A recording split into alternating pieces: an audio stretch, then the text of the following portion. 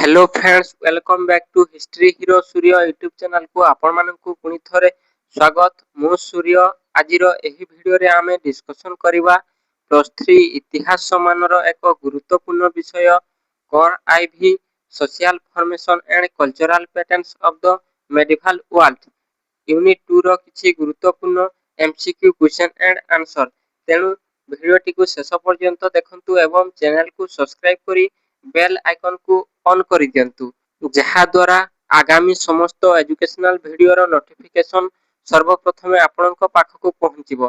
तेनु आउ डेरी न करी चलंतु वीडियो टिकु आरंभ करिबा।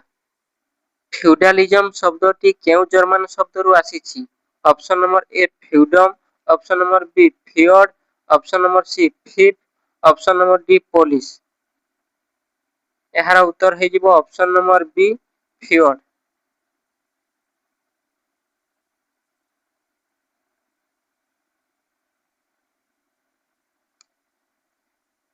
फ्यूडलिज्म शब्दटी जर्मन शब्द फ्यूड रु आसीछि। केतेक स्थान रे एहाकु फ्यूडम मध्य कुहा जाय, जहार अर्थ हेउछि एक जमीर खंड, ए पीस ऑफ लैंड किंबा फिफ। नेक्स्ट क्वेश्चन, सामंतवादी व्यवस्था रे सर्वोच्च स्थान रे किए थिले? Option number A knight, option number B baron, option number C राजा, ऑप्शन नंबर डी कृषक। एहार उत्तर हे जिवो ऑप्शन नंबर सी राजा।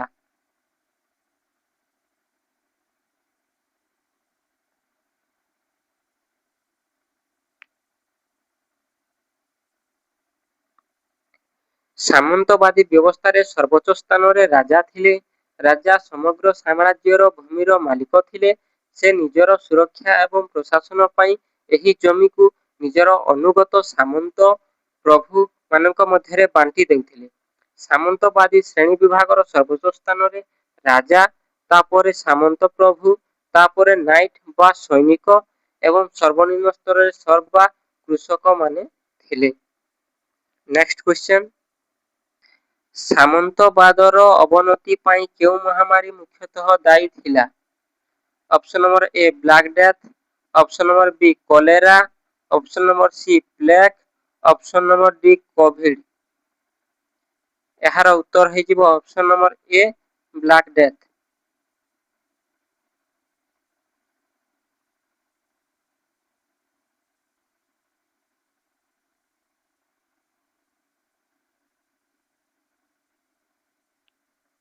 सामंतवादर अवनति पाई ब्लैक डेथ नामक भयावह प्लेग महामारी मुख्यतः दायी थिला। एही ब्लैक डेथ महामारी 1347 मसीहारे आरंभ होई 1351 मसीहा पर्यंत प्राय 4 वर्ष चलीथिला। ऐतिहासिक समय अनुसार एहाकु 1400 शताब्दी कहा जाय। एहा यूरोप रो कोनोसी गोटिए देश रे सीमित नथिला, बरम सेतेबेलर संपूर्ण यूरोप रे महामारी रूपे व्यापी थिला। नेक्स्ट क्वेश्चन, जणे सामंत प्रभुंक द्वारा दिया जाउथवा जमी को कोन कहा जाउथिला? Option number A manor, option number B fief, option number C vassal, option number D serf. एहार उत्तर हे जिवो ऑप्शन नंबर बी फिफ।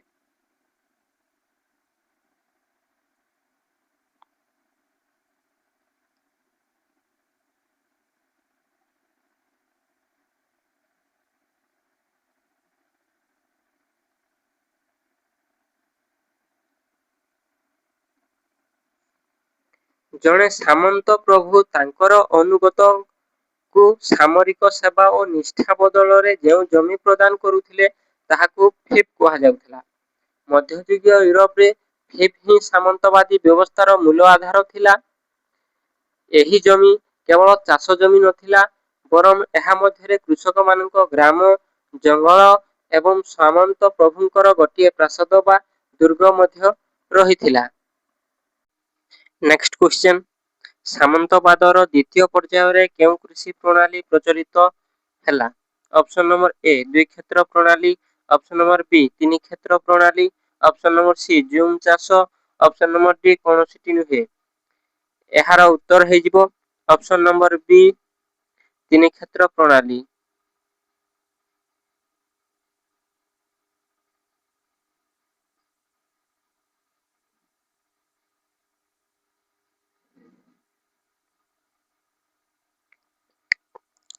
ସାମନ୍ତବାଦର ଦ୍ୱିତୀୟ ପର୍ଯ୍ୟାୟରେ 1100 ରୁ 1300 ଶତାବ୍ଦୀ ମଧ୍ୟରେ ୟୁରୋପରେ ତିନି କ୍ଷେତ୍ର ପ୍ରଣାଳୀ ପ୍ରଚଳିତ ଥିଲା।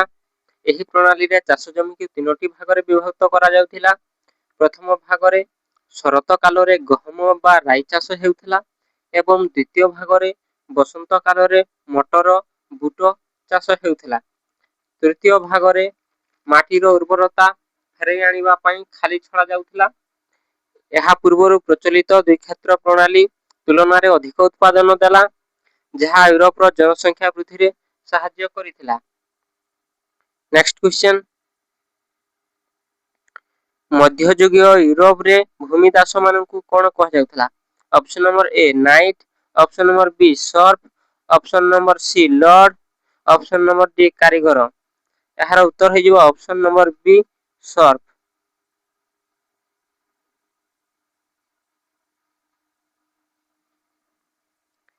ମଧ୍ୟଯୁଗୀୟ ୟୁରୋପରେ ଭୂମିଦାସମାନଙ୍କୁ ସର୍ଫ କୁହାଯାଉଥିଲା। ସର୍ଫମାନେ ସାମନ୍ତବାଦୀ ବ୍ୟବସ୍ଥାର ସର୍ବନିମ୍ନ ସ୍ତରରେ ଥିଲେ। ସେମାନେ ସାମନ୍ତ ପ୍ରଭୁଙ୍କ ଜମି ସହିତ ବନ୍ଧା ହୋଇ ରହିଥିଲେ ଏବଂ ପ୍ରଭୁଙ୍କ ବିନା ଅନୁମତିରେ ଜମି ଛାଡ଼ି ଯାଇପାରୁନଥିଲେ କିମ୍ବା ବିବାହ ମଧ୍ୟ କରିପାରୁନଥିଲେ। ସେମାନଙ୍କୁ ନିଜ ଜୀବନଶୈଳୀ ପାଇଁ ପ୍ରଭୁଙ୍କ ଉପରେ ସମ୍ପୂର୍ଣ୍ଣ ନିର୍ଭର କରିବାକୁ ପଡୁଥିଲା। ନେକ୍ସଟ କ୍ୱେଶ୍ଚନ,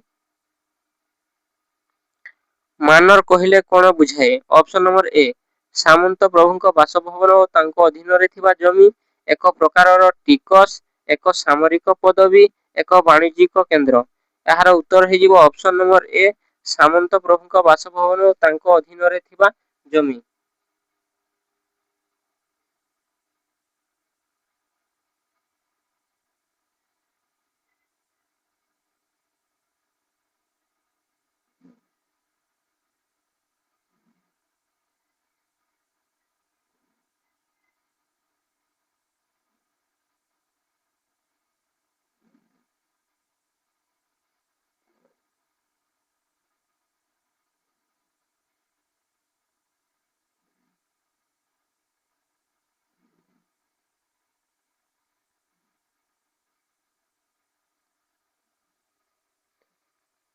ମଧ୍ୟଯୁଗ ୟୁରୋପରେ ସାମନ୍ତ ପ୍ରଭୁଙ୍କର ବାସଭବନ, ତାଙ୍କର ବିଶାଳ ଚାଷ ଜମି, ଜଙ୍ଗଲ ଏବଂ ସେଠାରେ ରହୁଥିବା କୃଷକମାନଙ୍କ ଗ୍ରାମକୁ ମିଶାଇ ଗଠିତ ଏକ ସମ୍ପୂର୍ଣ୍ଣ ଆତ୍ମନିର୍ଭରଶୀଳ ଅଞ୍ଚଳକୁ ମାନର କୁହାଯାଉଥିଲା।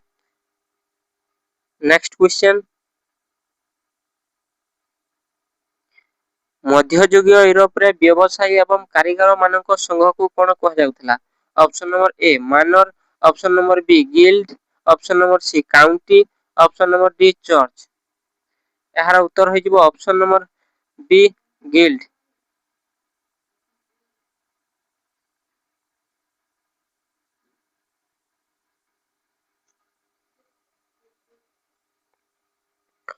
ମଧ୍ୟଯୁଗୀୟ ୟୁରୋପରେ ବ୍ୟବସାୟୀ ଏବଂ କାରିଗର ମାନଙ୍କ ସଂଘକୁ ଗିଲ୍ଡ କୁହାଯାଉଥିଲା। ଗିଲ୍ଡ ମୁଖ୍ୟତଃ ଦୁଇ ପ୍ରକାରର ଥିଲା, ବ୍ୟବସାୟୀ ସଂଘ ଏବଂ କାରିଗର ସଂଘ।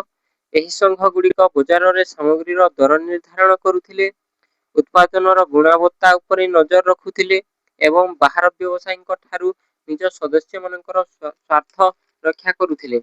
ସେମାନେ ନୂତନ କାରିଗର ମାନଙ୍କୁ ତାଲିମ ମଧ୍ୟ ପ୍ରଦାନ କରୁଥିଲେ। ନେକ୍ସଟ କ୍ୱେଶ୍ଚନ, ବାଣିଜ୍ୟର ପୁନରୁଦ୍ଧାର ପାଇଁ କେଉଁ ଯୁଦ୍ଧ ଗୁରୁତ୍ୱପୂର୍ଣ୍ଣ ଭୂମିକା ଗ୍ରହଣ କରିଥିଲା?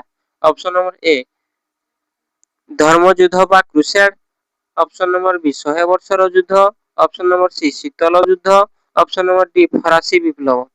ଏହାର ଉତ୍ତର ହେଇଯିବ ଅପସନ ନମ୍ବର ଏ ଧର୍ମଯୁଦ୍ଧ ବା କ୍ରୁସେଡ।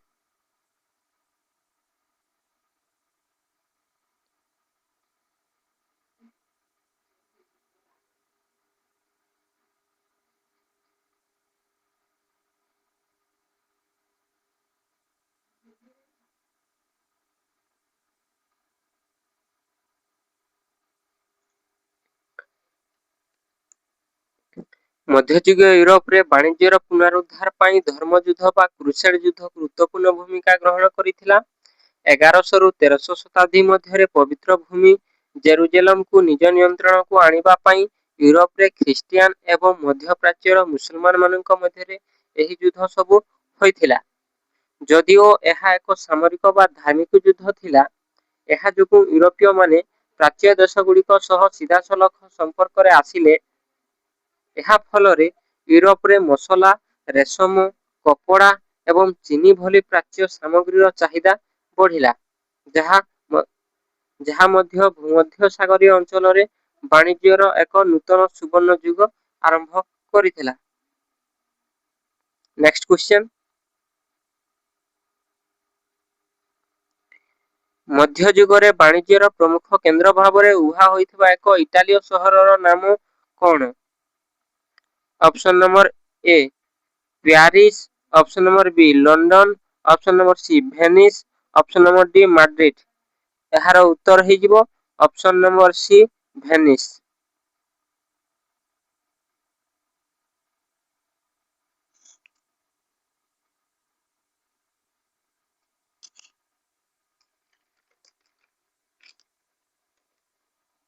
ମଧ୍ୟଯୁଗରେ ବାଣିଜ୍ୟର ସବୁଠାରୁ ପ୍ରମୁଖ କେନ୍ଦ୍ର ଭାବରେ ଉଭା ହୋଇଥିବା ଇଟାଲୀୟ ସହରର ନାମ ହେଉଛି ଭେନିସ। ଏହା ବ୍ୟତୀତ ଜେନୋଆ ଏବଂ ପିସା ମଧ୍ୟ ଅନ୍ୟତମ ପ୍ରଧାନ ବାଣିଜ୍ୟିକ ସହର ଥିଲେ। ଭେନିସ ସହରଟି ଭୂମଧ୍ୟସାଗରର ଆଡ୍ରିଆଟିକ୍ ସମୁଦ୍ର କୂଳରେ ଅବସ୍ଥିତ ଥିଲା। ଏହି ସୂଚନାପ୍ରଦ ସ୍ଥାନ ଯୋଗୁଁ ଏହା ପୂର୍ବ ଓ ପଶ୍ଚିମ ପୃଥିବୀ ମଧ୍ୟରେ ଏକ ସେତୁ ସଦୃଶ କାର୍ଯ୍ୟ କରୁଥିଲା। Next question.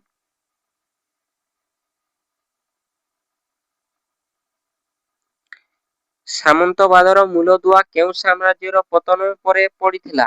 ଅପସନ ନମ୍ବର ଏ ରୋମାନ ସାମ୍ରାଜ୍ୟ, ଅପସନ ନମ୍ବର ବି ମୌର୍ଯ୍ୟ ସାମ୍ରାଜ୍ୟ, ଅପସନ ନମ୍ବର ସି ମୋଗଲ ସାମ୍ରାଜ୍ୟ, ଅପସନ ନମ୍ବର ଡି ଗୁପ୍ତ ସାମ୍ରାଜ୍ୟ। ଏହାର ଉତ୍ତର ହେଇଯିବ ଅପସନ ନମ୍ବର ଏ ରୋମାନ ସାମ୍ରାଜ୍ୟ।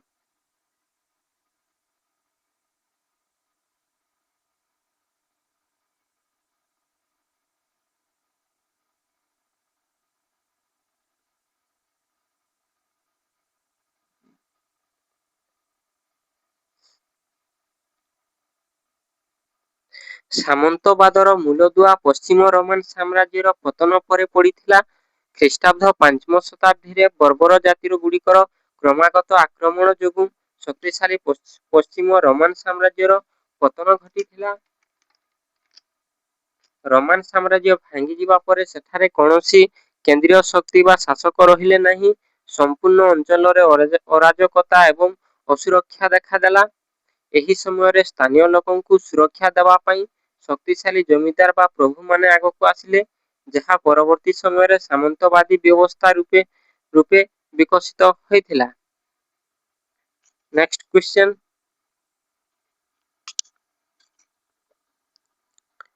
ଭାସାଲମାନେ କାହାକୁ ସାମରିକ ସେବା ପ୍ରଦାନ କରୁଥିଲେ? ଅପସନ ନମ୍ବର ଏ କୃଷକ, ଅପସନ ନମ୍ବର ବି ନାଇଟ, ଅପସନ ନମ୍ବର ସି ସାମନ୍ତ ବା ପ୍ରଭୁ, ଅପସନ ନମ୍ବର ଡି ବ୍ୟବସାୟୀ। ଏହାର ଉତ୍ତର ହେଇଯିବ ସାମନ୍ତ ବା ପ୍ରଭୁ। Option number C.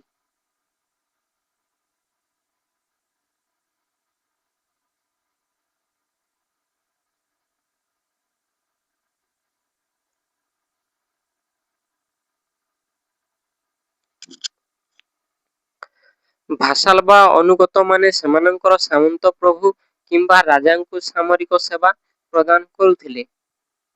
Next question.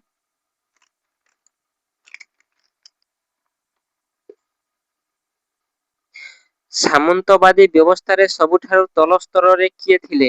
Option number A ରାଜା, option number B baron, option number C serf ବା ଭୂମିଦାସ, ଅପସନ ନମ୍ବର ଡି ଡ୍ୟୁକ। ଏହାର ଉତ୍ତର ହେଇଯିବ ଅପସନ ନମ୍ବର ସି ସର୍ପ ବା ଭୂମିଦାସ।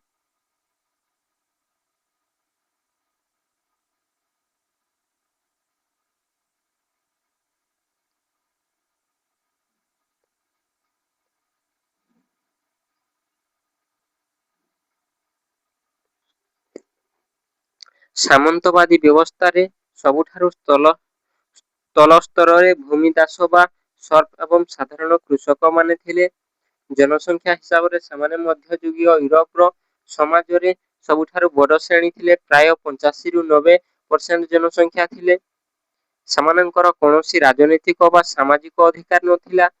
ସେମାନେ ଦିନ ରାତି ସାମନ୍ତ ପ୍ରଭୁଙ୍କ ଜମିରେ କଠିନ ପରିଶ୍ରମ କରୁଥିଲେ ଏବଂ ଉତ୍ପାଦିତ ଶସ୍ୟର ସିଂହଭାଗ ଟିକସ ଆକାରରେ ପ୍ରଭୁଙ୍କୁ ଦେବାକୁ ବାଧ୍ୟ ହେଉଥିଲେ।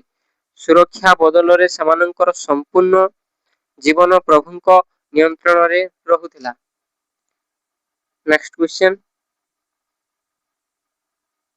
ମଧ୍ୟଯୁଗୀୟ କୃଷିରେ ଫାଲ ଜମି କହିଲେ କଣ ବୁଝାଏ? ଅପସନ ନମ୍ବର ଏ ଅତ୍ୟଧିକ ଚାଷ ହେଉଥିବା ଜମି, ଅପସନ ନମ୍ବର ବି ଖାଲି ଛଡା ଯାଇଥିବା ଚାଷ ଜମି, ଅପସନ ନମ୍ବର ସି ଜଙ୍ଗଲ ଜମି, ଅପସନ ନମ୍ବର ଡି ଚାରଣ ଭୂମି। ଏହାର ଉତ୍ତର ହେଇଯିବ ଅପସନ ନମ୍ବର ବି ଖାଲି ଛଡା ଯାଇଥିବା ଚାଷ ଜମି।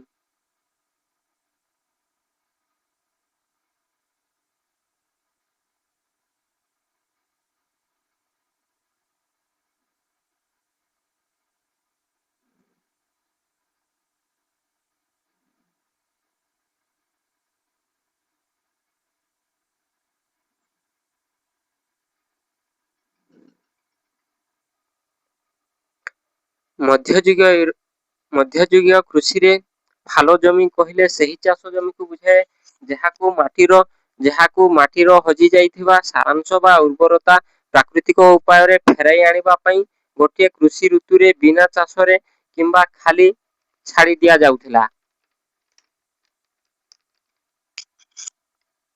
ନେକ୍ସଟ କ୍ୱେଶ୍ଚନ, କେଉଁ ଶତାବ୍ଦୀରେ ୟୁରୋପରେ କୃଷିର ବ୍ୟାପକ ବିସ୍ତାର ଓ ଜନସଂଖ୍ୟା ବୃଦ୍ଧି ଘଟିଥିଲା? ଅପସନ ନମ୍ବର ଏ ସାତମ, ଅପସନ ନମ୍ବର ବି ନବମ, option number C 1100, option number D 1400। ଏହାର ଉତ୍ତର ହେଇଯିବ ଅପସନ ନମ୍ବର ସି 1100।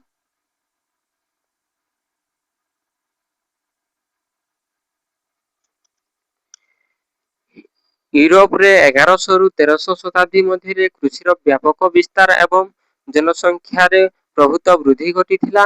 ଏହି ସମୟକୁ ଇତିହାସରେ ଉଚ୍ଚ ମଧ୍ୟଯୁଗ କୁହାଯାଏ। ନେକ୍ସଟ କ୍ୱେଶ୍ଚନ,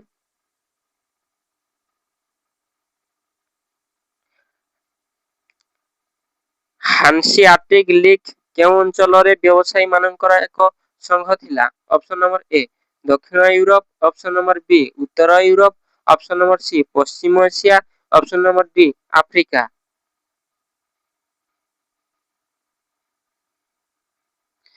ଏହାର ଉତ୍ତର ହେଇଯିବ ଅପସନ ନମ୍ବର ବି ଉତ୍ତର ୟୁରୋପ।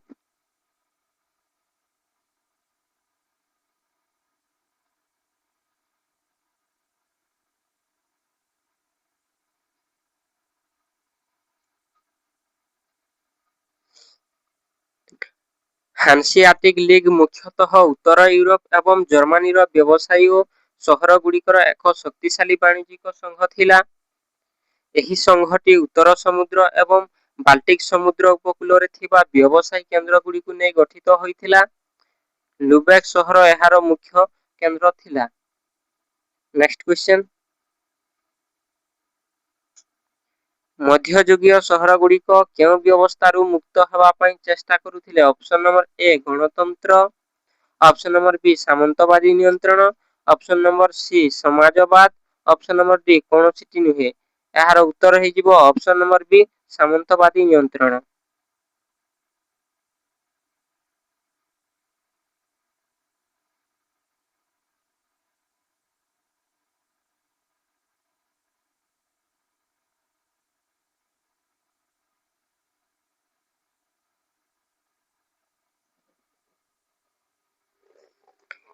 ମଧ୍ୟଯୁଗୀୟ ସହରଗୁଡ଼ିକ ସାମନ୍ତବାଦୀ ବ୍ୟବସ୍ଥା ଏବଂ ସ୍ଥାନୀୟ ସାମନ୍ତ ପ୍ରଭୁମାନଙ୍କର କଠୋର ନିୟନ୍ତ୍ରଣରୁ ମୁକ୍ତ ହେବା ପାଇଁ ଚେଷ୍ଟା କରୁଥିଲେ।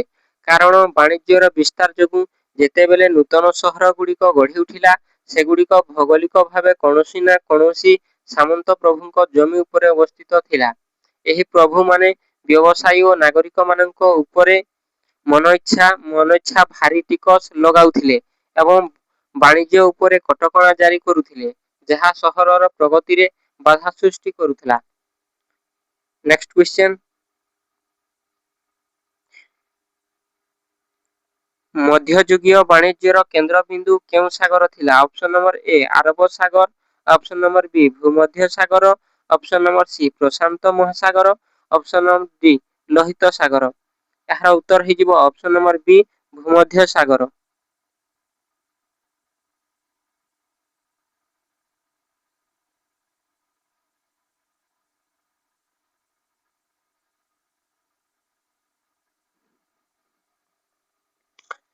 ମଧ୍ୟଯୁଗୀୟ ବାଣିଜ୍ୟର ପ୍ରମୁଖ କେନ୍ଦ୍ର ବିନ୍ଦୁ ଭୂମଧ୍ୟ ସାଗର ଥିଲା, କାରଣ ଏହି ସାଗରଟି ୟୁରୋପ, ଏସିଆ ଏବଂ ଆଫ୍ରିକା ଏହି ତିନୋଟି ମହାଦେଶକୁ ସଂଯୋଗ କରୁଥିଲା। Next question,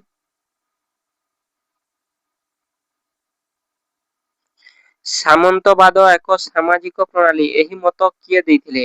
option number A Henri Pirenne, option number B Marc Bloch, option number C Adam Smith, option number D Karl Marx. ଏହାର ଉତ୍ତର ହେଇଯିବ option number B Marc block.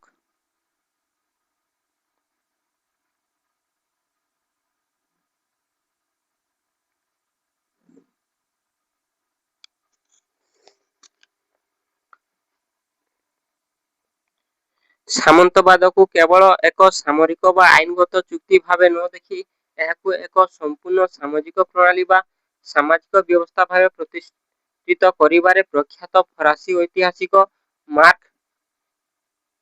Mark ବ୍ରଞ୍ଚଙ୍କ ମତରେ ସବୁଠାରୁ ଗୁରୁତ୍ୱପୂର୍ଣ୍ଣ ଥିଲା ତାଙ୍କର ପ୍ରସିଦ୍ଧ ପୁସ୍ତକ ଫିଉଡାଲ ସୋସାଇଟିରେ ସେ ଏହି ମତ ବିସ୍ତୃତ ବିଶ୍ଳେଷଣ କରିଛନ୍ତି। Next question,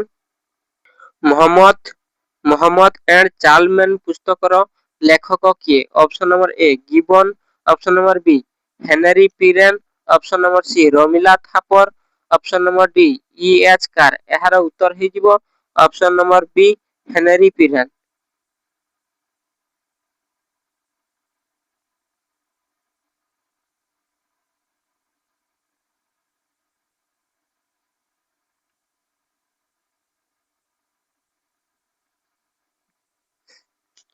Mohammed and Charlemagne ପୁସ୍ତକର ଲେଖକ ହେଉଛନ୍ତି ପ୍ରଖ୍ୟାତ ବେଲଜିୟମ ଐତିହାସିକ ହେନରୀ ପିରେନ।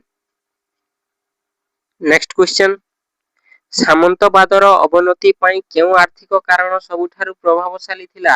ଅପସନ ନମ୍ବର ଏ ବାଣିଜ୍ୟର ବିଲୋପ, ଅପସନ ନମ୍ବର ବି ମୁଦ୍ରା ଅର୍ଥନୀତିର ପୁନରୁଦ୍ଧାର, ଅପସନ ନମ୍ବର ସି ଯୁଦ୍ଧର ଅଭାବ, ଅପସନ ନମ୍ବର ଡି ଜନସଂଖ୍ୟା ହ୍ରାସ। ଏହାର ଉତ୍ତର ହେଇଯିବ ଅପସନ ନମ୍ବର ବି ମୁଦ୍ରା ଅର୍ଥନୀତିର ପୁନରୁଦ୍ଧାର।